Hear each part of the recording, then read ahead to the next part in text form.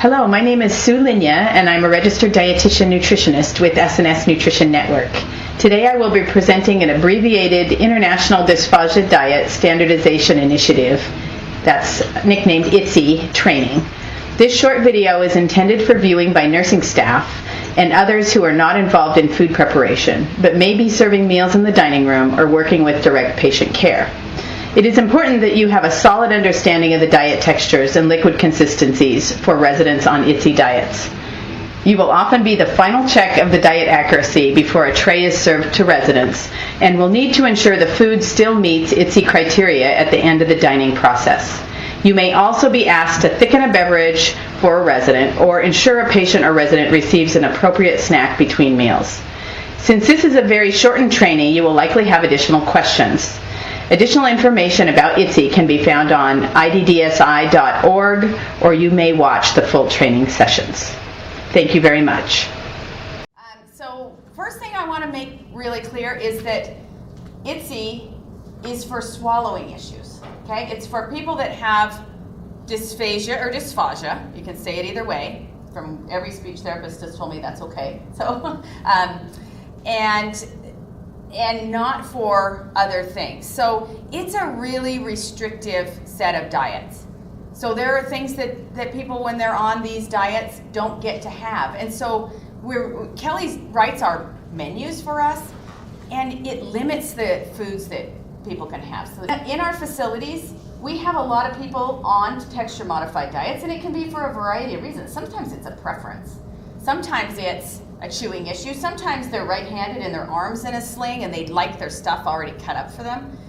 And sometimes it's because they have dysphagia. And those that don't have dysphagia, we want to be using a not as restrictive diet with. So that's why we have, we've taken the old mechanical soft diet that we have used for years gone by and basically changed the name of it in the new diet manual to a dental soft diet, so that diet can be descriptive in your mind. When you hear dental soft, do you think it's for swallow? Yeah.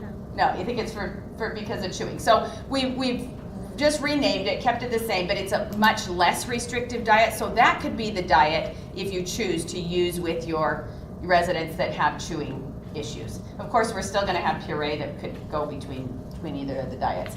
There's also level 7 on when we talk about this framework. There's a regular, easy to chew, and when we get to that, I'll have Kelly explain that diet a little bit more to you. This is the IDDSI framework. Say right here in front of you.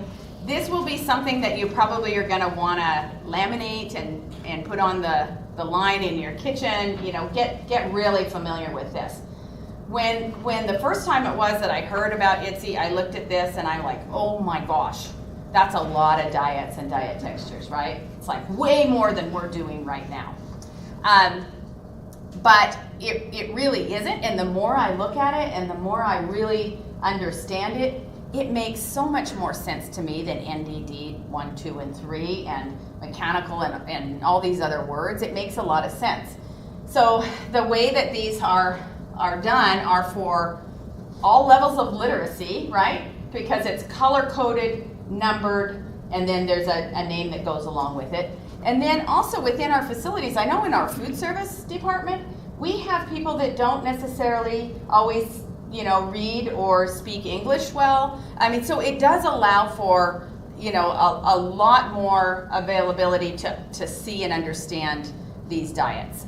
You recognize it by a color and a number as well as the word.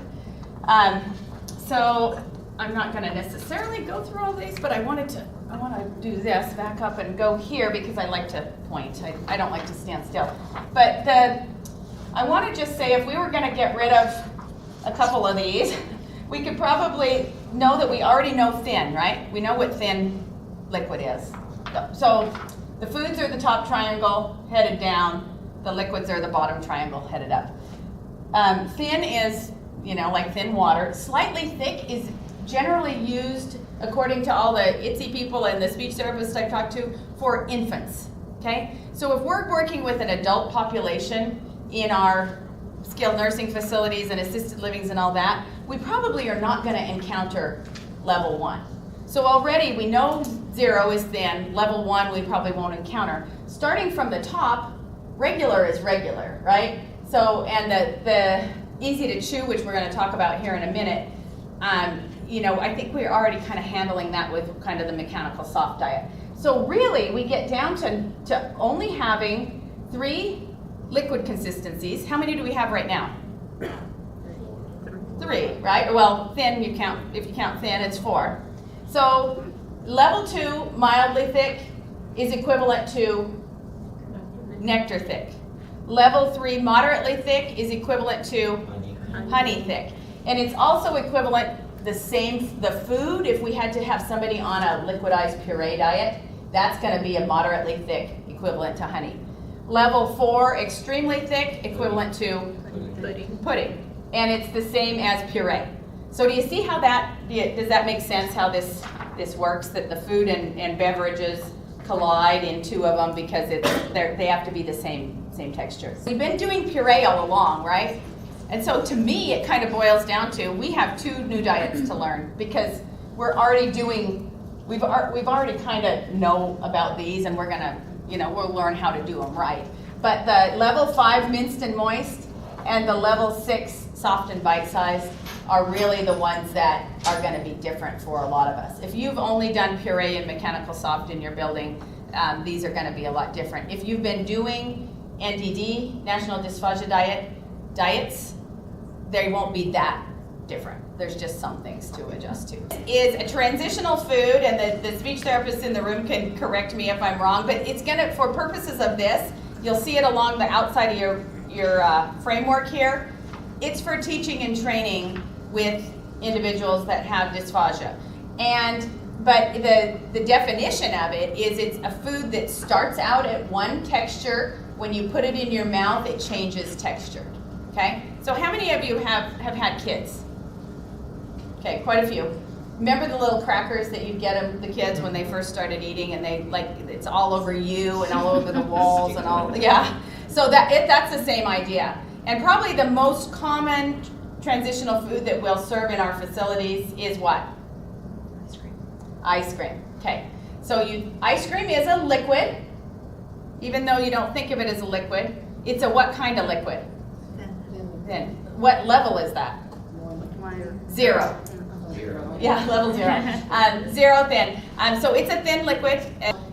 It's ice cream is a transitional food.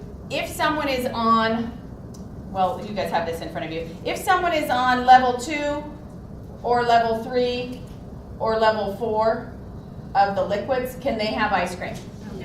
No. Okay, but what they can have, that we have demonstrating here for you guys tonight, are like a magic cup. That when it thaws to a pudding consistency liquid. All right, so the IDDSI criteria, it has to be certain pieces, shapes and sizes, particle sizes are another word. So the different diets have different pieces, shapes, and sizes, particle sizes. Different moisture, so hardness or dryness are and you know, crumbly, those kinds of things. We are not allowed to serve dual textures. So the liquids must not separate. And so I'm going to go to this, and I'm going to have Kelly, if you don't mind, explain mixed consistencies or dual textures. Sure. A mixed consistency is just a solid and a liquid together. So there's some naturally occurring mixed consistencies, like a fried egg with a runny center. That would be one. Or watermelon itself is one. Any runny, juicy fruits like oranges are mixed consistencies. Or it can be a fruit canned in juice, like the example up there. A soup is a mixed consistency. You have 2 choices with soup. You can puree it, or you can make it so thick that it's like pudding and doesn't run. Mashed potatoes and gravy are going to be another really common one, which you can either serve the gravy thick on top, or you can puree it together. So there's some different options for mixed consistencies. So anyone on level 4, 5, or 6 can't be served mixed consistencies unless the SLP says they can, and it's part of the order. Then we have food texture. So another criteria is the tenderness and the softness or the mashability. So we're going to start talking then a bit about the different levels. And we're going to start with the liquids. And this is where this gets just a little bit more challenging. And I'm going to go behind the screen for a second because the slide that's supposed to just come up isn't coming up, so I'm going to show it to you another way. Kelly, if you have any thoughts, you can say them while I'm pulling this up.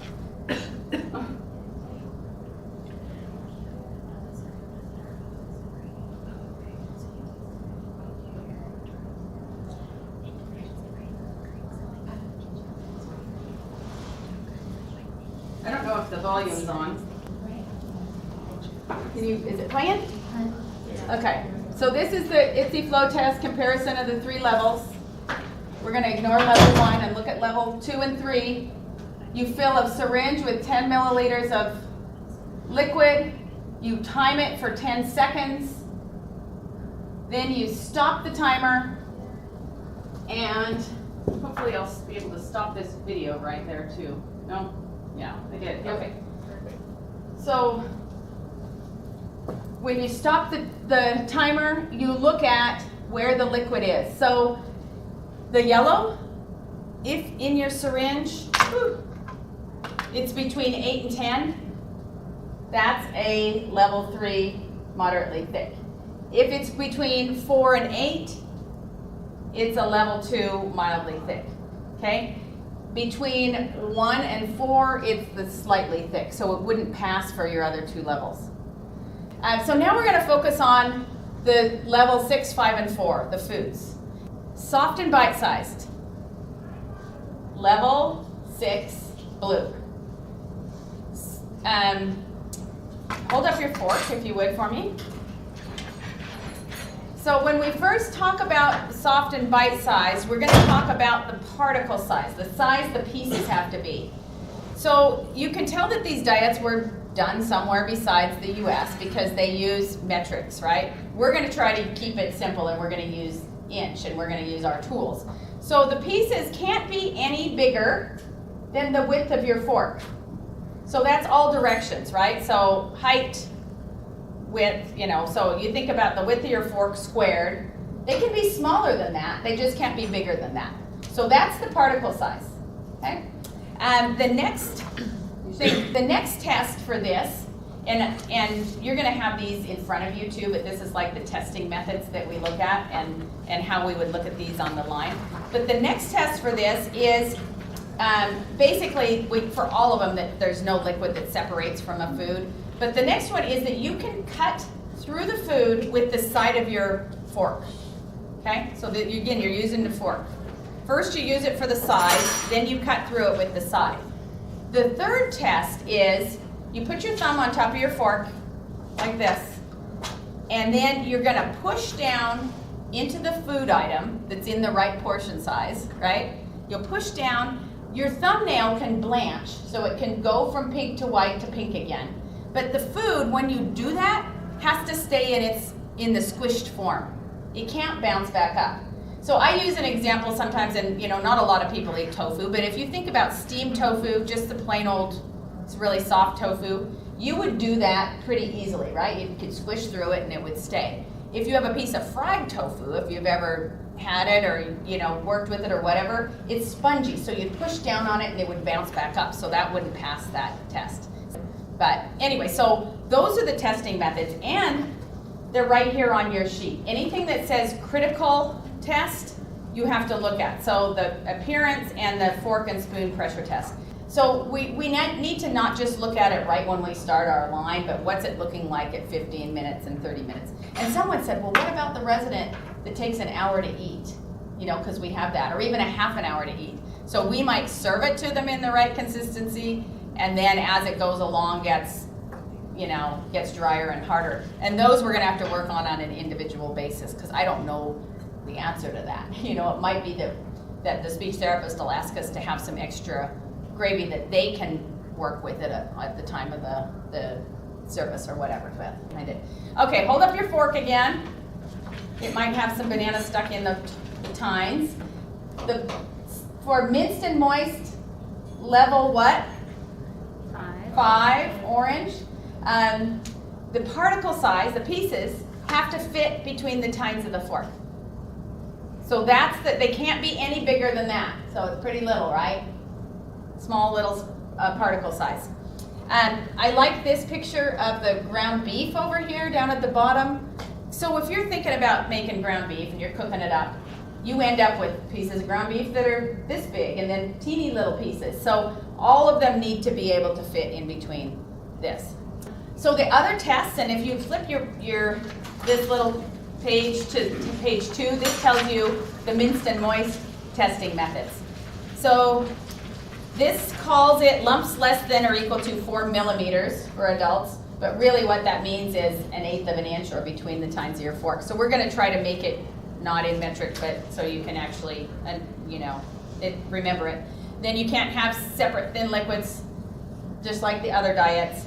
This one has a fork pressure test also, but guess what? When you push on your fork to smush a food, your thumb can't blanch. So it has to be so soft that you don't have to use enough pressure. And so you push down on it, your thumb doesn't blanch, and it stays in that smushed state. Okay?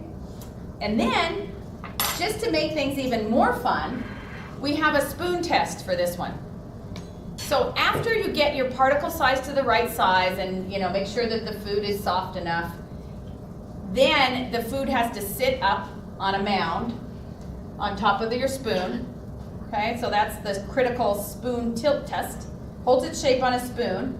Then you tip your spoon and the food has to slide off and not leave a lot of stuff on the spoon. So you can do a little flick, but if you do have to do this, it's probably too sticky, right? And then our puree. Puree is going to have some tests also for it. But what I was going to just say is typically what I see with puree is it's either too thin or too thick. Too thin, they serve it in a divided plate or in a bowl because they're trying to corral it in, right? Trying to keep it in. So you don't want it, it needs to be able to sit on a regular plate. And if it can't, it means it's too thin. And the other thing is sometimes it's so thick, or it starts out just right and by the end of the service it's so thick. So we want to make sure we're getting our puree just right.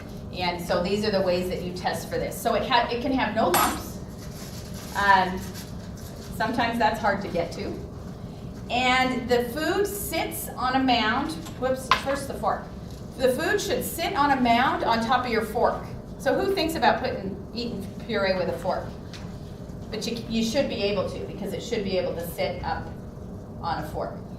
It can have a little tail, but it shouldn't be dripping through the fork. Okay?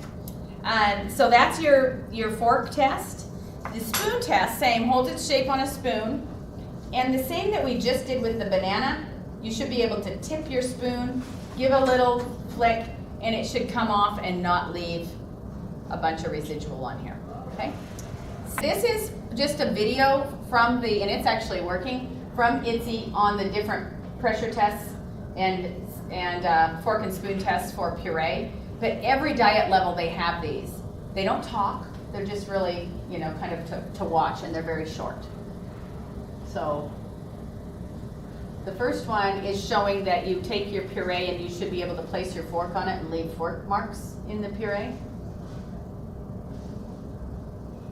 This one is putting the puree on top of your fork and having it not drip through. And it looks a little lumpy, but you can see in another test that it's really not. This is your spoon tilt test.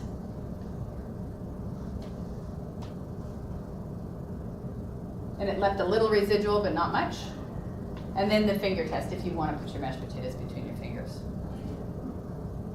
So no lumps, they're filling for that, and then it should leave your fingers wet. Okay? The last thing I wanted to say about the diets, and then we're going to break out into groups, is that all of them have to, they can't have regular bread unless the speech therapist has told us that they can.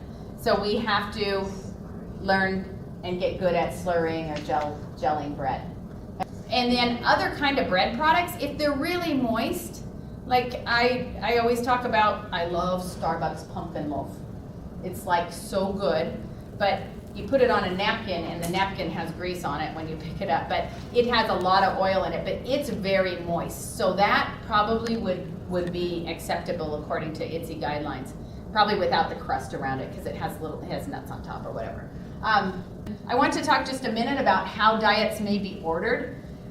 This is going to get a little confusing, potentially, but because we need to have the diet, say the diet level and name. So, you know, level 5, minced and moist. The liquid consistency and name. So level 2, mildly thick, for example. Did I say liquid consistency? And then whether they can have a mixed consistency or not.